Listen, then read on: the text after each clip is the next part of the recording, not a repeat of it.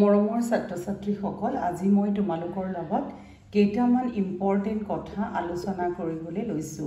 কেইটামান ইম্পৰ্টেণ্ট তোমালোকৰ কম্পাৰ্টমেণ্টেল সম্পৰ্কীয় এক্সামৰ কাৰণে কেইটামান ইম্পৰ্টেণ্ট এই ইম্পৰ্টেণ্ট গিটা আমাৰ কি ধৰণৰ হ'ব পাৰে তোমালোকে চোৱা ইতিমধ্যে কম্পাৰ্টমেণ্টেল এক্সাম শেষ হ'ল কম্পাৰ্টমেণ্টেল এই শব্দটো এনেকুৱা নহয় এই শব্দটো হৈছে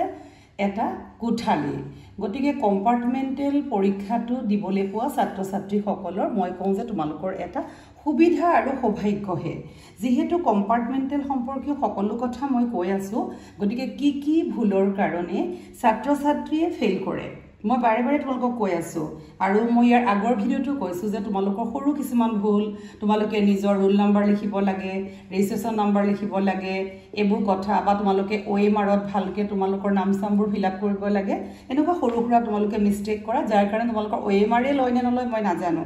সৰু কথাৰ লগত সদায় গুৰুত্ব দিবা সৰুৰ পৰাহে ডাঙৰ কথা শিকিব পাৰিবা গতিকে এতিয়া চোৱা তোমালোকে এবাৰ সকলোৱে কিন্তু কম্পাৰ্টমেণ্টেলত পাছ কৰিবাই সকলো ছাত্ৰ ছাত্ৰীয়ে পাছ কৰিবা এটো একদম সঁচা কথা তোমালোকক কলো কিন্তু ইয়াৰ কাৰণে তোমালোকে এটা দুটা কথা আছে মই কম যে যদি কোনোবাই পাস নকৰো বুলি ভাবিছা তোমালোকক চৰকাৰে এটো সুবিধা দিছে এই কাৰণে সুবিধা দিছে যে তোমালোকে সেম বেটছত পঢ়িবা তোমালোকে সেম ইয়াৰত পঢ়িবা এখিনিটো মই সদায় কৈ আছো কিন্তু তোমালোকে পৰীক্ষা যে দিলা পৰীক্ষা যোৱাবাৰ 2024ত আছিল মাত্ৰ তোমালোকৰ 45 মাৰ্কছৰ কোৱেশ্চন হৈছিল 2 আৱাৰ্ছত হয়নে হয় কিন্তু এবাৰ তোমালোকৰ আহি গল যে তোমালোকে দুখন সমানে দিব লাগিব তে দুখন সমানে দিলে তোমালোকে পিছৰ ডেসক্ৰিপটিভখনতো 13 এখনতো 13 কিন্তু এই এমসিকিউ খনত তোমালোকে মই কৈছো যে 13টা তোমালোকৰ জানা কনফাৰ্ম হ'বই লাগিব কাৰণ কম্পিউটাৰছ হয় নাই তোমালোকৰ যদি ইয়াত 10টা কৰা তোমালোক কেনেকৈ দিব কেনেকৈ গেছ দিব কি কৰিব গতিকে তোমালোকে এখনত 12 13 পাব লাগিবই কিন্তু এখনত তোমালোকে যদি লিখিছা পাস কৰিবা আৰু কোনোবাৰ যদি কেতিয়াবা ধৰা 12টা হ'ল তো লাখ ভাল থাকিলে ধৰা মিলাই কৰি পেলাই যদি টোটাল মাৰ্কসটো ভৰাওতে যদি 13 কৰি দিছে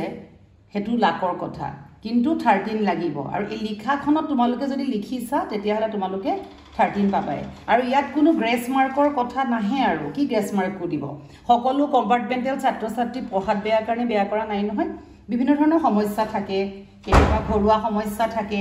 বহু থাকে বেমাৰ থাকে কোনবা মৃত্যুৰ মুখত পৰে গতিকে এনেকুৱা ধৰণৰ কথাৰ পৰাও বিভিন্ন ধৰণৰ সমস্যা আমাৰ আহে এতিয়া কথা হল কি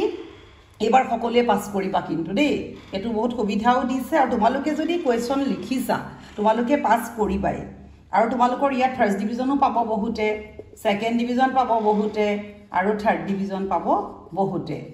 ইয়াত কি হ'ব বাইদেউ কিমান লিখিছো হেতু নহয় যদি লিখিছা পাস কৰিবাই আৰু কম্পাৰ্টমেণ্টেল পৰীক্ষা এনেকুৱা এটা বেয়া পৰীক্ষা নহয় কিন্তু যিসকল ছাত্ৰ ছাত্ৰীয়ে দিছে তেওঁলোকৰ কাৰণে এটো এটা সৌভাগ্যহে দেই গতিকে এতিয়া চোৱা যিসকলে জেনেকে নহক পাস কৰিবা তোমাক সুবিধা দিছে সকলোৱে তোমালোকে যদি লিখিছা পাস কৰিবা আৰু তোমালোকৰ কোনো মাৰ্কশিটত গেছ দিব নে একো মাৰ্কশিটত গেছ নিদিয়ে মাৰ্কশিটত একো গেছ নিদিয়ে ধুনিয়াকে নম্বৰ দিব ধুনিয়া মাৰ্কশিট থাকিব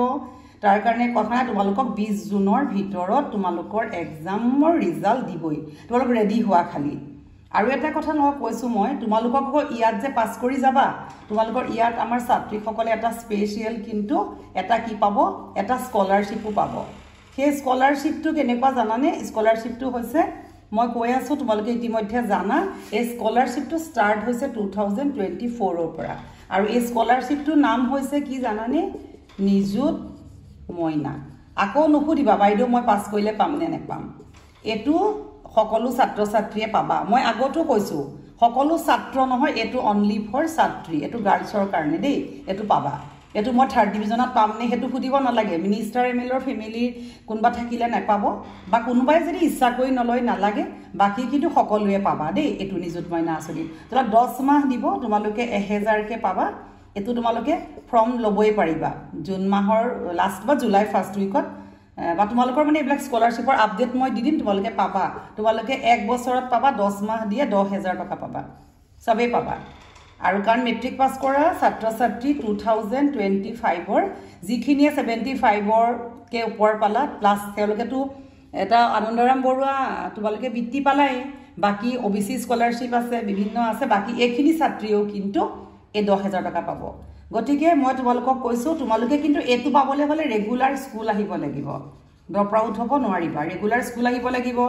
একদম স্কুলৰ সব ঠিক ঠাক এটেন্ডেন্স থাকিব লাগিব এনেকুৱা সকলোবোৰ নিয়ম মতে কলে তোমালোকে খুব ধুনিয়াকে এই আঁচনিটো পাবা এইখিনি তোমালোকে ভিডিওটো শেয়াৰ কৰিবা আৰু তোমালোকে সকলোৱে পাস কৰিবা মই ভাবিছো পাস কৰিবা বুলি মোক খালি তোমালোকে এটা লাইক কৰি দিবা তোমালোকক মই আৰু বহুত কথা আছে জনাই থাকিম কিবা থাকিলে কমেন্ট কৰি সুধিবা থ্যাংক ইউ